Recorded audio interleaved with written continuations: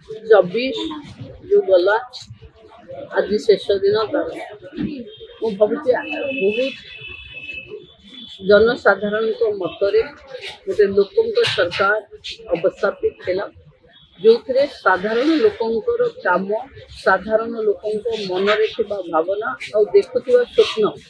पूरा करने भली गोटे संभावना तैयारी है 25 आसिले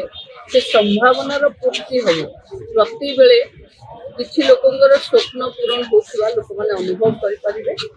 से महिला हूँ युवक हूँ कृषक हूँ व्यवसायी हूँ जेकोसी मनरे जहाँ भावना अच्छी उत्कर्ष ओडिशा बनवाई जो संभावना तार पूर्तिर वर्ष 2025 हम प्रवासी भारतीय आरंभ हम उत्कर्ष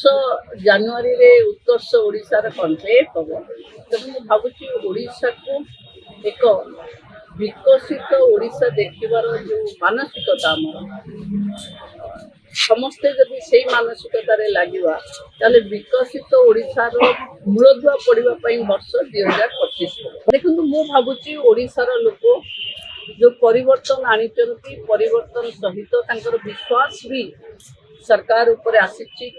किंतु एतिकी भाविबा दरकार कि साधारण लोक माने असाधारण दायित्व रे अछंती से माने